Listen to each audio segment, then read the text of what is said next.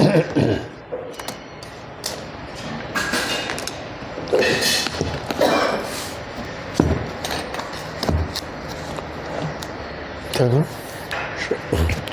भागवतम स्कंद द्वितीय अध्याय प्रथम ईश अनुभूति का प्रथम सोपान श्लोक संख्या 14 शब्दार्थ और तात्पर्य शिष्य मनीषी भक्तिवेदांत स्वामी प्रभुपाद के द्वारा तवाप्येतर्हि कौरव्य सप्ताहं जीवितावधि उपकल्पय तत्सर्वं तावद्यत् सांप्रदायिकं।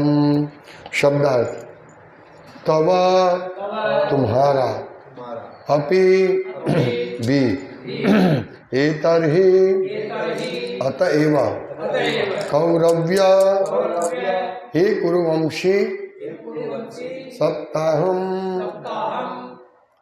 7 दिन हफ्ता जीविता आयु अवधि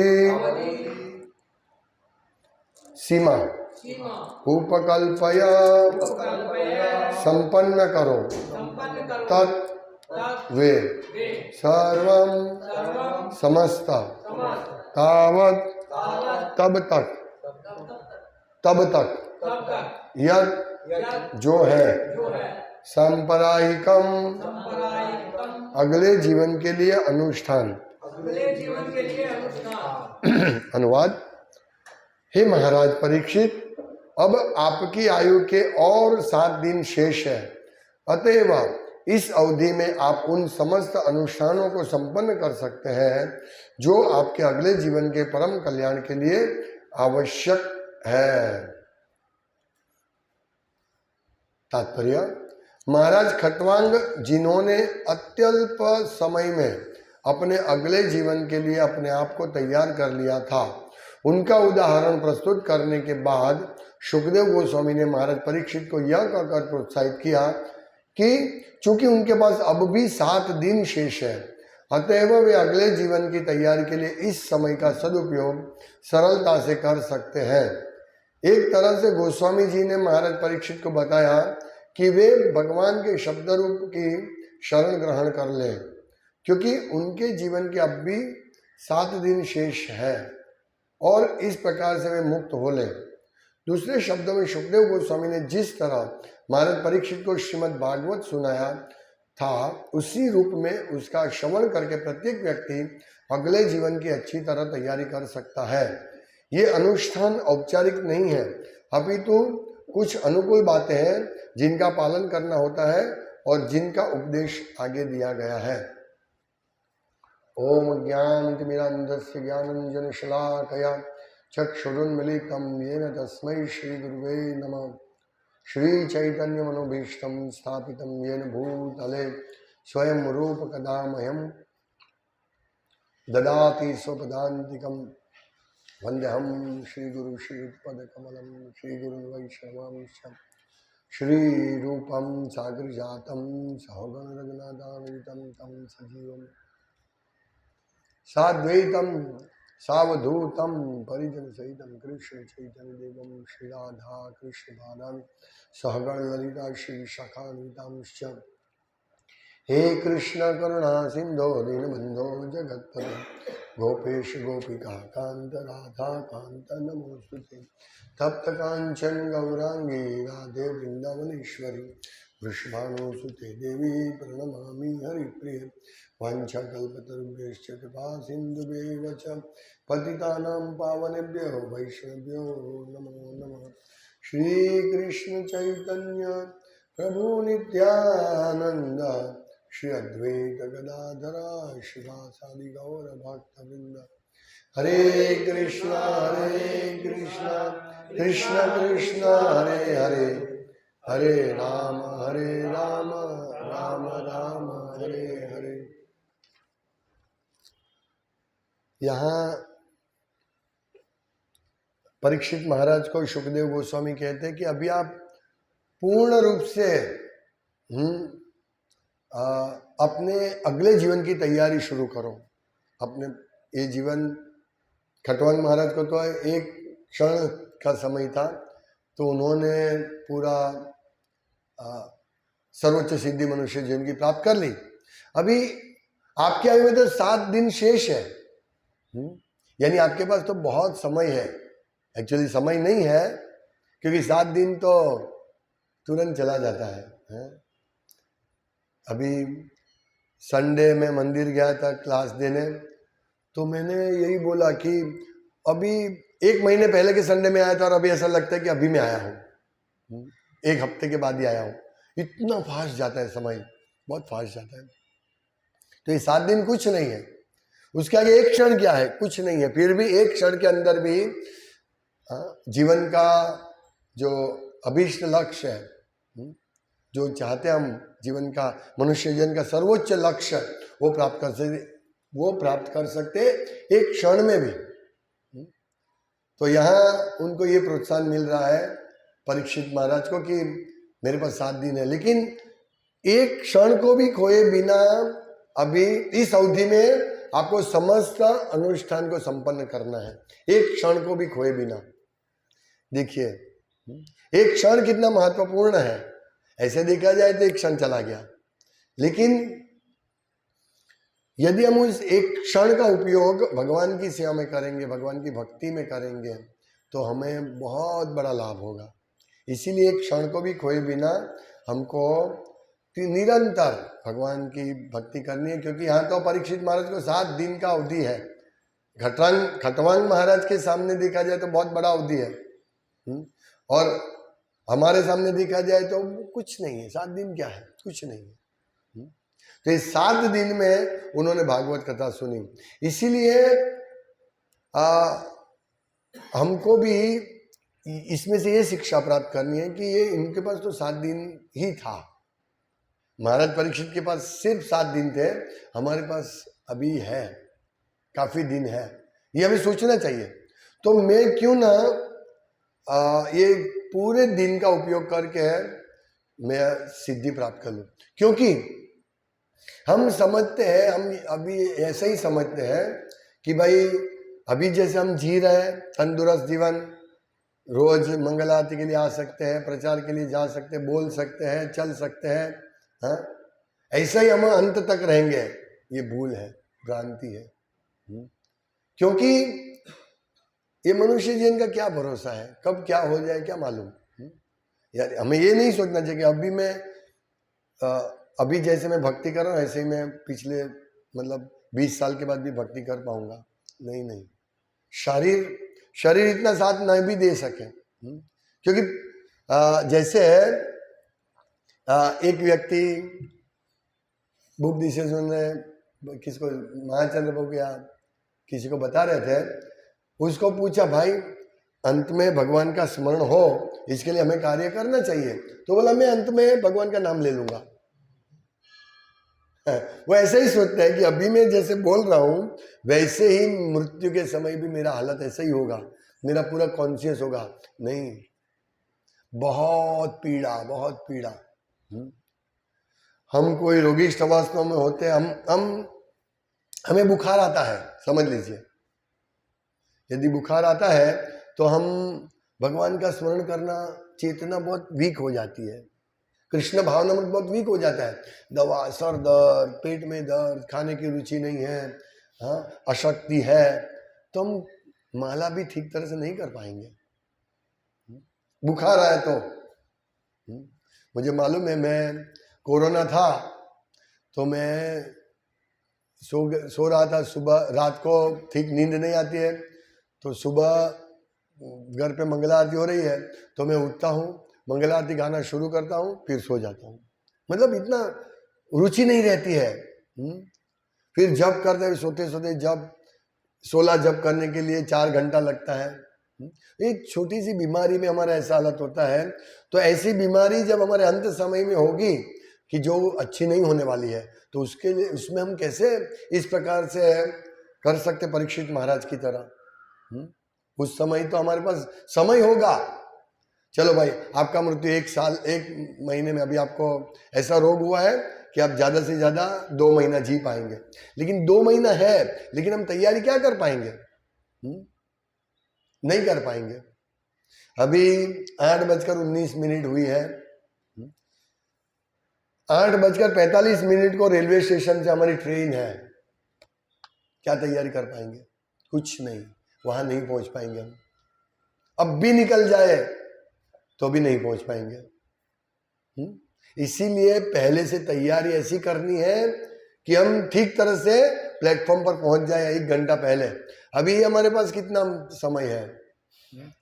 25 मिनट है, और वो 25 मिनट में सामान पैक करो, तैयारी करो, टिकट लेना है, वहां पहुंचना है, बीच में पंचर हो गया गाड़ी का, ट्रैफिक हो गया तो कुछ नहीं कर पाएंगे। इसीलिए तैयारी पहले से ही करनी है। हाँ ठीक है, 8:45 बजे ट्रेन है, अभी तो 8:20 बज रहा है, अभी 25 मिनट है। हम ये अभी सोचते हैं, लेकिन जब 5 मिनट बाकी रहेगी और हमारा इतना दूर अंतर होगा, अभी हम यहाँ हैं 5 मिनट पहले, तो हम नहीं पहुंच पाएंगे, चूक जाएगी, हमारी ट्रेन चली जाएगी। ऐसा ही हुआ जब इस बार व्यास पूजा के लिए जाना था, तो मथुरा प्रभु को ट्रेन में जाना था पहले 2 दिन पहले, तो मालूम पड़ा कि ट्रेन अभी 1 घंटा लेट है, लेकिन वो दिखा ठीक तरह से नहीं रहा था। तो मैंने सोचा ठीक है, बाद में जाएंगे। फिर हम 10 मिनट पहले, 12 मिनट पहले मालूम पड़ा ट्रेन एकदम राइट टाइम पर है, तो हमने पूरा भगाया, इतना ट्रैफिक, तो रॉन्ग साइड में इधर उधर दौड़ के भी जब हम लोग थोड़े पहुंचे तो 5 मिनट बाकी थी और हमारा डिस्टेंस 7-8 मिनट का था। तो सोचा कि अभी ट्रेन आ गई, 5 मिनट ही सिर्फ है, 5 मिनट खड़ी रहती है। भगाया और प्लेटफॉर्म पर आए, और ट्रेन जा रही है। हमारी हालत ऐसी हो सकती है। ये तो ठीक है, ट्रेन चली गई, फिर दूसरी ट्रेन आने वाली थी, कुछ ना कुछ एडजस्ट करके बिठा दिया, लेकिन मनुष्य जीवन में ऐसा नहीं होगा। हम दौड़ भाग के नहीं पकड़ सकेंगे, इसीलिए अभी दौड़ भाग करना करो, अभी से प्लेटफॉर्म पे चले जाओ, 10 मिनट जल्दी पहुंच जाओ, 10 मिनट जल्दी पहुंच जाओ, उधर बैठो। लेकिन उधर भी भाई कुछ प्रॉब्लम नहीं, एक बार आप प्लेटफॉर्म पर बैठ गए, फिर शहर में कितना भी भीड़ क्यों ना हो, गाड़ी में पंचर हो जाए क्यों ना, हमें कोई तकलीफ नहीं। इसी प्रकार हमें अभी से ऐसी व्यवस्था करनी है कि हम लोग तैयार हो जाए कि अंत में खट्वांग मुनि की तरह या परीक्षित महाराज के तरह हमारे पास अच्छा समय हो। यानी अगर हम अभी से इतनी तीव्र भक्ति की तैयारी में लग जाएंगे, अच्छी साधना करेंगे, अच्छी सेवा करेंगे, तो जब हमारा ये लंबी साधना के बाद हम 10-20 साल ऐसी अच्छी तरह सेवा करेंगे, तो क्या होगा कि अंत समय में हम ऐसी सेवा के बिना नहीं रह सकते, चाहे हमें बुखार हो क्यों ना हो, हमें कोई असाध्य बीमारी क्यों ना हो। तो ये प्रैक्टिस हमको करनी है, ये प्रैक्टिस करनी है। इसीलिए भागवतम सुनना है। भागवतम में ये सब तैयारी करने के लिए सब बातें हैं। ये इस बात को भगवान से क्या संबंध है? उनके भक्त भगवान की प्राप्ति के लिए जो तैयारी करने का व्यवस्था है वो सब सिखा रहे हैं। ये देखो भाई, खट्वांग राजर्षि को सिर्फ 1 क्षण का था, आपके पास 7 दिन का समय है, लेकिन जो इसको पढ़ रहे हैं उनके पास तो कुछ मालूम नहीं कितने दिन का समय है। हमारा समय कब से गिना जाएगा?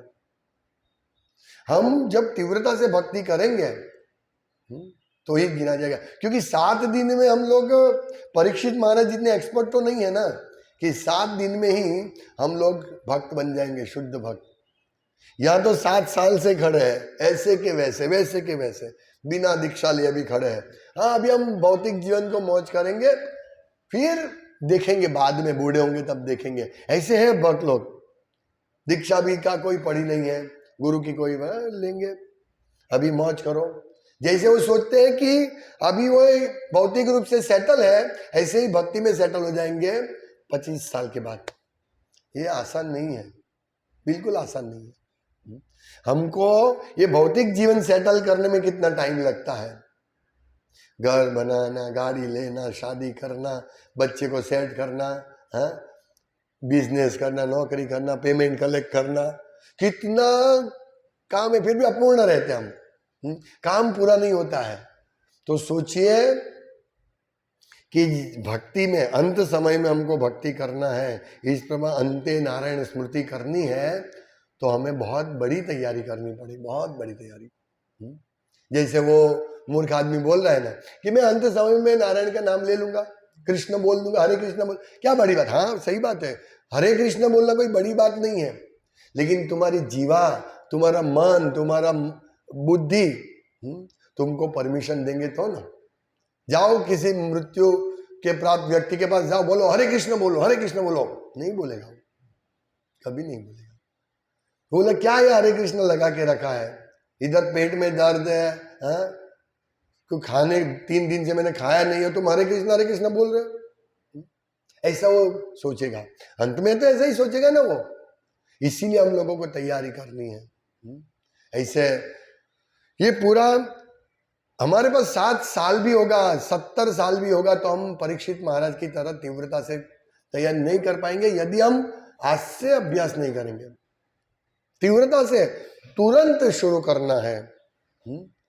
मत रहा देखो, कभी कभी हम लोग ऐसा बोलते, देखो परीक्षित महाराज के पास तो 7 दिन थे, हमारे पास तो मालूम नहीं कितना दिन होगा, हमारे कब मृत्यु होगा। ये बात सही है, लेकिन तैयारी हमारे पास 7 साल भी होगा तो हम तैयारी नहीं कर पाएंगे, इसीलिए तैयारी करनी है। तो ये सब तैयारी कैसे करनी है वो भी सिखाया है इस भागवत में। प्रभुपाद कहते हैं कि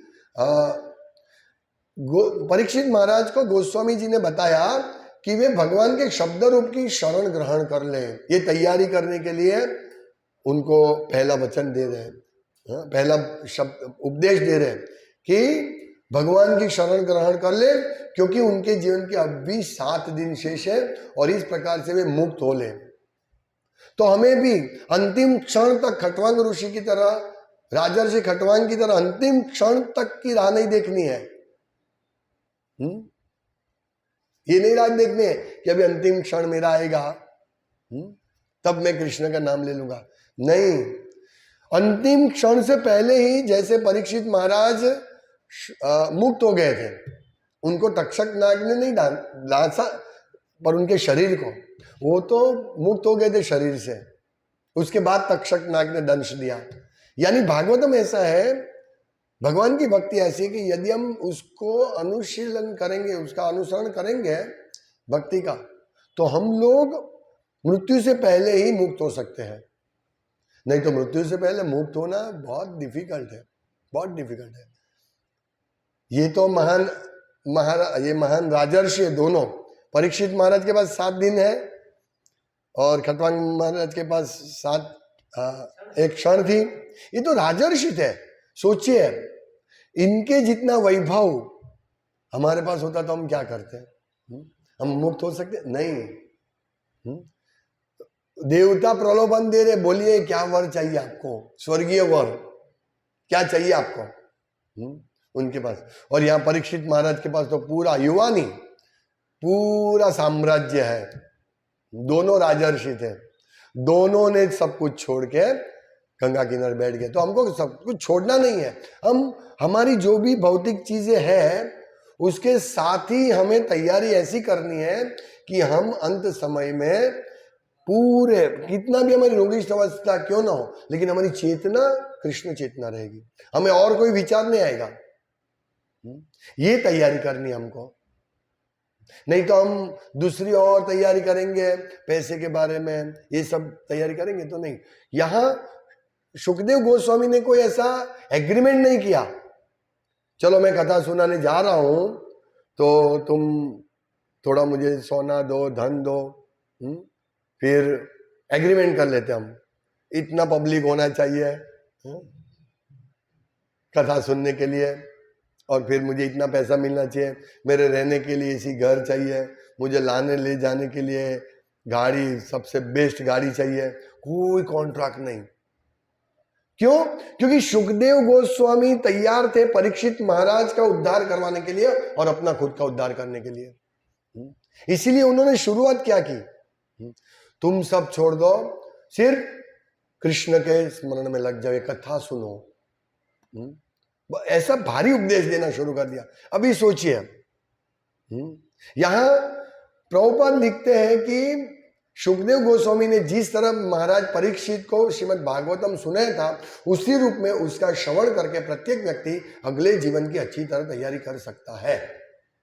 अभी हम समझ सकते हैं ना कि भागवतम की तैयारी कैसे करनी है। प्रथम श्लोक से लेकर, जो मैंने आगे भी बताया, इसी प्रकार तैयारी करनी है।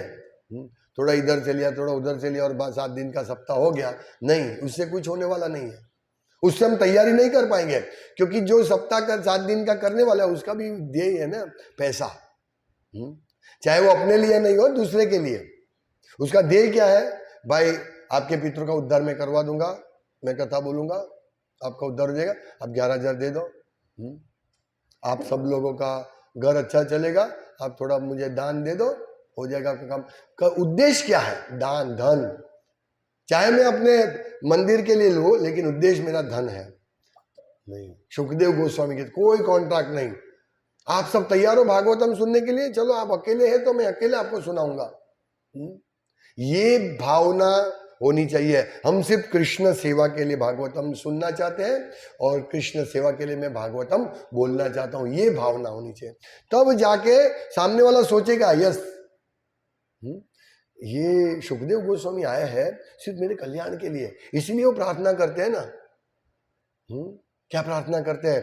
कि आप यहां, मेरे इतना बड़ा सौभाग्य है कि आप यहां आए। बाकी मैंने कौन सा पुण्य कर्म किया? पृथु महाराज जब 4 कुमार आए, देदीप्यमान, शिव जी से भी बड़े, जैसे सूर्य आ गए, ऐसे आधे देदीप्यमान, तो उन्होंने यही, पृथु महाराज भगवान के अवतार, उन्होंने यही प्रार्थना की कि महाराज आप लोग आए हैं तो मैंने कौन से पुण्य कर्म किए कि आप लोग आए, मेरे समक्ष उपस्थित है। ऐसी भावना होनी चाहिए सुनने वाले की और सुनाने वाले की। परीक्षित महाराज की ऐसी भावना थी कि आप आए, बाकी आप तो कोई जगह नहीं जाते, और राजाओं के वहां तो आप जाते ही नहीं है, लेकिन आप यहां मेरे यहां आए हैं। देखिए उनकी कितनी उत्कंठा है सुखदेव परीक्षित महाराज की कि आप आए। वो एकदम गदगदित हो गए कि मेरा अंतिम समय और आप आ गए। मुझे बाकी आप तो कहीं पे भी गाय का दोहन का जितना टाइम होता है उतना समय के लिए आप खड़े रहते हैं, लेकिन आप तो मेरे यहाँ विशेष आए। राजाओं के लिए तो आप संगी नहीं करते आए। तो ये श्रवण करने वाले की इतनी उत्सुकता होनी चाहिए, तब मजा आता है। तब मजा मतलब दिव्या तीर्थ बन जाता है वो जगह, और फिर दिव्या संदेश का आदान प्रदान होता है, तब आदान प्रदान होता है। ये बहुत शैलो है। ये 7 दिन का कथा जो करते हैं बहुत शैलो है, इसमें कोई ऐसा आदान प्रदान नहीं होता है। कथा सुनने वाला भी जब तक मनोरंजन आएगा वो सुनेगा, बोरिंग ऐसा उपदेश होगा। एक क्षण में हमको भगवत प्राप्ति करनी है, तैयारी क्या करनी है इसके लिए वो बताओ, ऐसी उत्सुकता नहीं रहती उसमें। 7 दिन में तो 7 दिन हुआ, मजा आ गया, प्रसाद मिला, बस वो अपने घर, बहुत मजा आएगा। प्रभु क्या मृदंग तबला बज रहा था, क्या आप भजन गा रहे थे, मीराबाई के, नरसिंह मेहता के, क्या भजन गा रहे थे, बहुत मजा आ गया। ये होगा, इसमें मजा आएगी इसमें, लेकिन तैयारी नहीं होगी मृत्यु की। ये कथा अपराध युक्त कथा है, क्योंकि इससे हम लाभ लेना चाहते हैं। भौतिक आसक्ति बनाए रखना, भगवान का नाम की महिमा सुनने के बाद भी भौतिक आसक्ति बनाए रखना।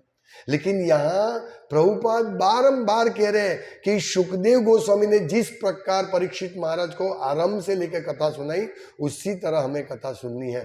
ये कहते हैं ना कि सुखदेव गोस्वामी ने जिस तरह महाराज परीक्षित को श्रीमद् भागवत सुनाया था, उसी रूप में उसका श्रवण करके प्रत्येक व्यक्ति अपने अगले जीवन की अच्छी तैयारी कर सकता है। देखिए, हो सकता है हम लोग इतने परफेक्ट नहीं बने अंत में, हो सकता है। ये तो परीक्षित महाराज है, खटवांग राजर्षि खटवांग है, हम हो सकते नहीं हो सकते, लेकिन हमारा प्रयास तो ऐसा होना चाहिए ना। ठीक है, नहीं होंगे हम, प्रयास तो करो, शुद्धता से सुनने का प्रयास तो करो, श्रवण कीर्तन बिना अपराध करने का प्रयास तो करो, बिना अहेतु की अप्रतिहता प्रयास तो करो। कोई हेतु नहीं हो, ऐसा प्रयास करना चाहिए हमको। चलो नहीं होंगे हम, ठीक है, लेकिन हमारे प्रयास में क्या, उसमें कोई हानि नहीं है ना। इसको भगवान कहते हैं ना कि इसमें कोई हानि नहीं है, नाश नहीं होगा। नेहाभिक्रमो नाशोस्ति प्रत्यवायो न विद्यते। उसमें इसकी शुरुआत करने से कोई नाश नहीं होगा, कुछ जो जितना प्रयास किया तो बड़ा लाभ होगा। लेकिन यदि हम भागवत कथा को अपने भौतिक हेतु के लिए प्रयोजित करते हैं तो उसमें लाभ क्या होगा, धन मिलेगा, ऐश्वर्य मिलेगा। क्योंकि अपराध युक्त कथा है ना, भगवान की कथा है तो कुछ तो मिलेगा, लेकिन शुद्ध कृष्ण प्रेम नहीं मिलेगा। और यहां ये सब लोग भागवतम की कथा सुना रहे शुद्ध कृष्ण प्रेम प्राप्ति के लिए। और उत्सुकता देखिए, शौनक आदि ऋषि की भी उत्सुकता कितनी है। हम यहाँ 1000 साल चलने वाले यज्ञ के लिए इकट्ठे हैं, लेकिन आप कथा सुनाओ, हम फ्री है सुनने के लिए।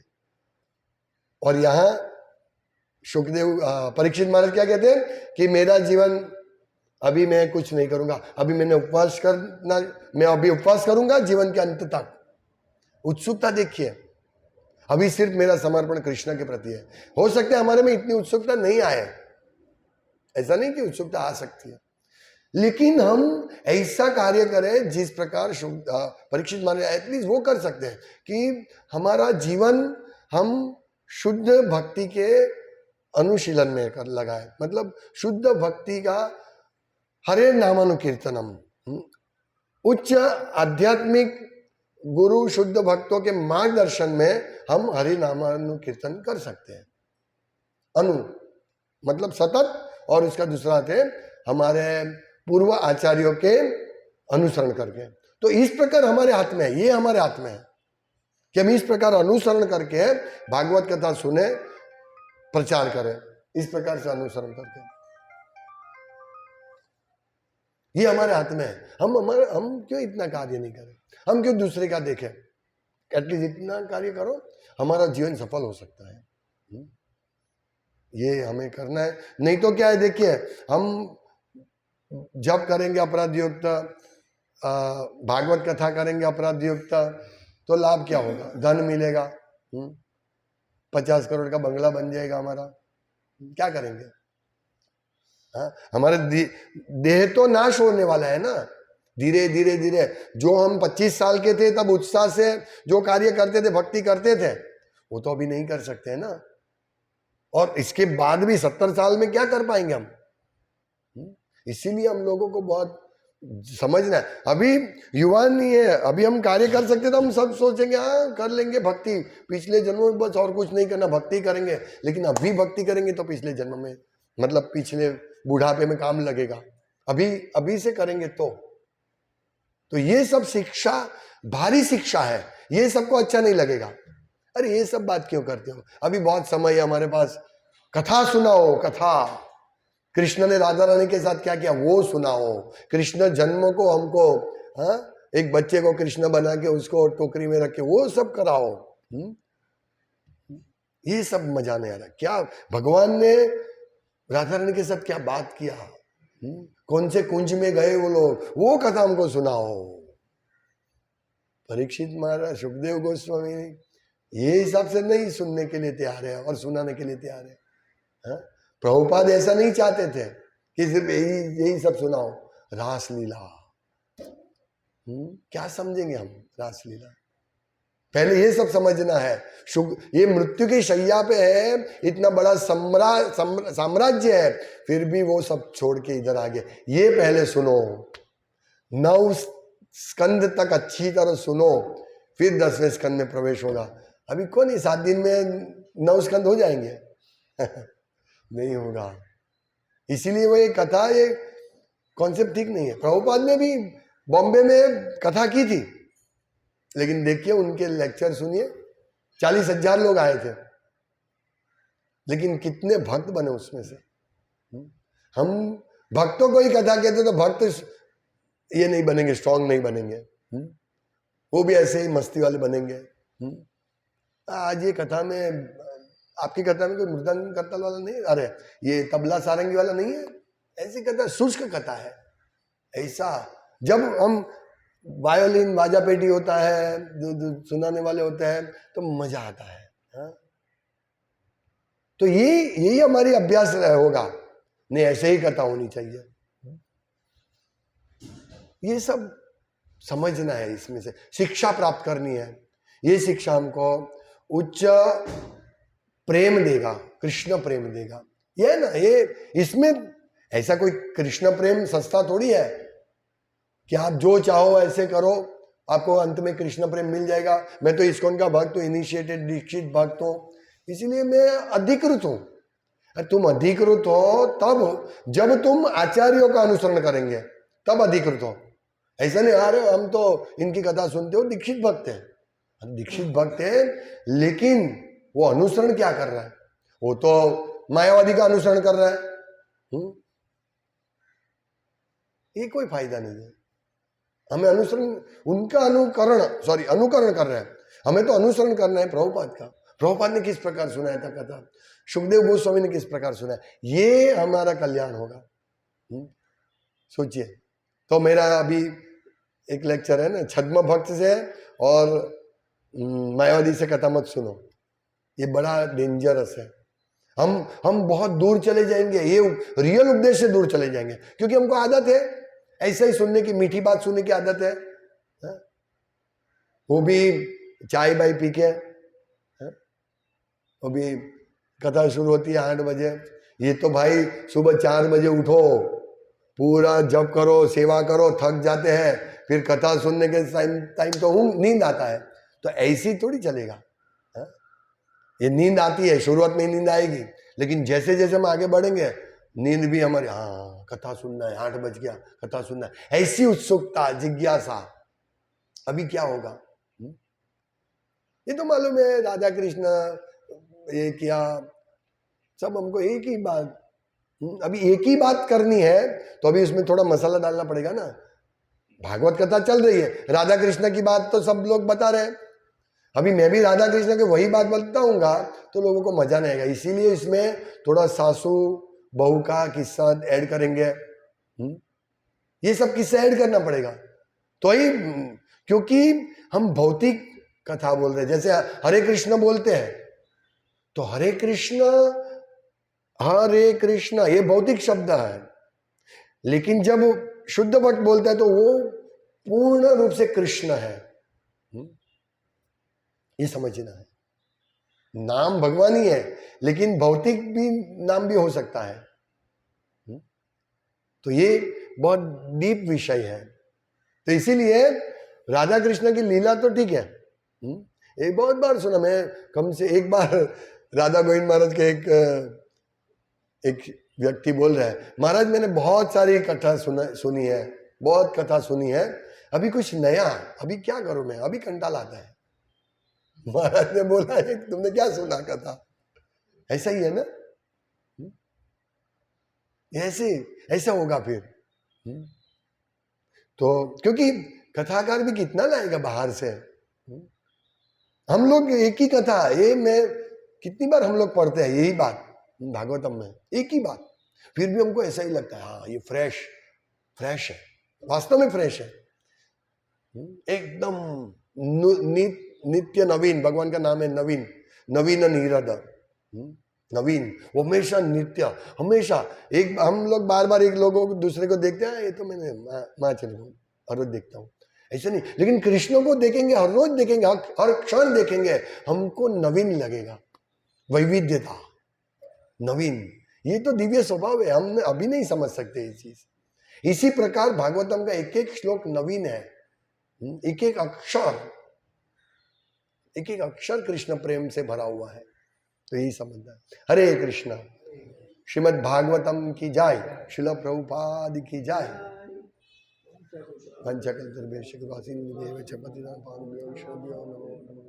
तंते निधाय तृणकं पदियो निपत्ति कृत्वा चिकाकुशतमेतदहं रमिमि। हे साधव सकले